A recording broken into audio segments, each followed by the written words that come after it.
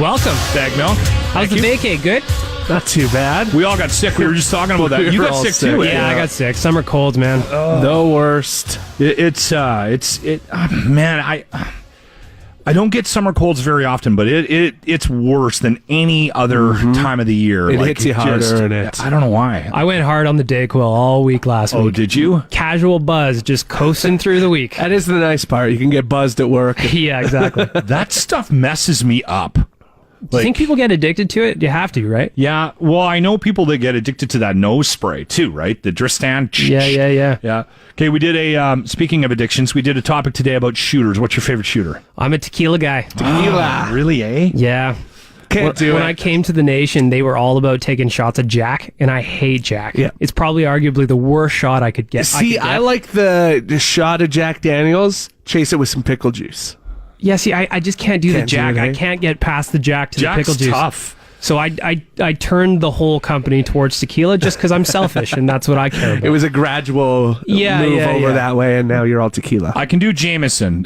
Grant and I both will do a shot of Irish whiskey, but those bourbons, some of those Tennessee bourbons and stuff, have a real taste to them that I'm not fond of. People love to buy me shots of Jack, of Jameson, it just seems like the ones that get me really angry and ready to go. Those are the ones that people want to buy me. Yeah. Some people can't drink whiskey or bourbon. See, I do the move that everybody hates. If you buy me a shot of tequila, I'll wait till everyone goes, and then I chuck it over my shoulder. He tried to do that golfing last year. I do it all the time, and I don't get caught as much as you'd think. Dead silent. He threw it into the trees, and all you could hear was... Well, and the guy that bought it for me was so mad because he paid for it, right? Yeah. He's like, "Oh, what are you doing?" And I'm like, just giving it to somebody else. Last time I did that, I got it right in someone's face behind me. Almost got in a scrap. I'm a small guy. I don't want to fight anybody, but when I throw a shot at whatever it was, Jack probably in your face, I can understand why you're mad. Yeah.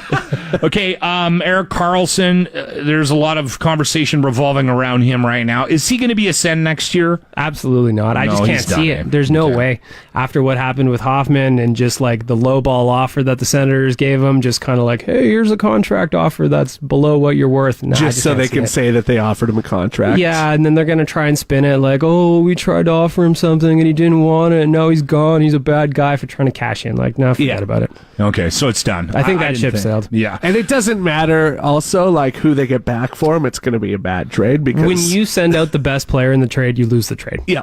That's just how it There's goes. no way you win that trade. Lucic, there was trade rumors revolving around him, obviously for the last couple of months, just based on, I guess his wife doesn't like it here or something, and so they're trying to move him, and then there was, heated up rumors last week. Did anything come of that? No, nothing came of it, but last week Frank Saravalli from TSN kind of said that this situation is bad and the Oilers really want to move on. So then everybody's doing spin control. Oh, how bad could it be? His agent said they didn't want to trade, as if the agent can't lie ever on radio. Agents will always tell the truth. Well, this is the way I look at it. If my agent is not willing to lie for me, then he's not my agent. He's a bad agent. Yeah, exactly. Yeah. So who knows what's going to happen? I could 100% see him being here by the time the season rolls around, or I could see him being gone. So you never know. It's going to be interesting to see. It might spice up the summer a little bit either way, no matter what. And the Patty Maroon boat has sailed too. He signed with St. Louis. Yeah, he went home. That was a bummer because it was such an affordable contract. But I feel like the Oilers mismanaged their cap in a lot of ways. So they just couldn't fit him in because Darnell I'm glad Nurse. you said that because I thought maybe I might be floating my own, in a canoe by myself on that one. I thought that was a mistake to get rid of him. Yeah, because he was such an affable guy, and I thought he brought good energy to the team, and I didn't think he was making that much money, and he's a bigger dude too, right?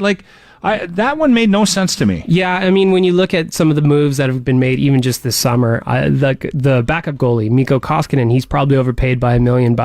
Maybe a couple $100,000 to Drake Caggiula. Not a bad deal, but maybe a little bit of overspend. That kind of stuff could have brought Pat Maroon back. Yeah. Unfortunately, we don't have the space, and he went back home to St. Louis, so I'm happy for him. He gets to see his son all the time. He's a good guy, too, right?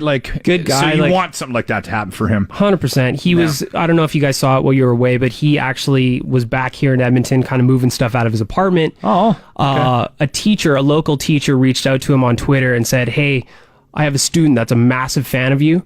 Is there any chance you could do anything for her? And Pat Maroon ended up going mini golfing with her, spent about 90 minutes with the girl. They went around West Ed. We don't have enough players like that on this team. Maroon and and what's his Puliarvi on the line. It would have been the nicest line in the NHL. Exactly. Yeah. Just like a friendly hometown, small town kind of line. There you go. Oilers Nation Golf Tournament, August 30th, SOL. We are sold out. Yeah. There you go. We sold out really early this year. We knew it was going to go. We knew it was going to sell out, but we thought maybe we would get closer to the event before it sold out, that we would have maybe some last minute spots for people. But the community, again, thank you very much, just came through, and we are sold out. Wicked. It's for charity, so all the money raised going to a good cause as well. The other thing to keep in mind is we may have a couple of spots to golf with us, because Jimmy doesn't golf. No. And I won't let him. We have a deal. He doesn't golf, and I don't beat him to death with a 9-iron. So that's not going to happen. So we might be friendly to us if you see us out in public, because there's an outside chance that we might bring a couple of friends get on with board us. with us, yeah. Because I don't want to bring Ryder again this year. He's limping He's still. hurt, and he's too competitive. Dude's a Band-Aid, right? Like, why is he always hurt? Torn ACL, broken ribs. Like, it's just something every week. Unbelievable. Yeah. But it's a great time, so thanks again to everybody who come. We're gonna have a great time. We're gonna get real drunk. Okay. Yep. Is every second hole a drink hole like last year?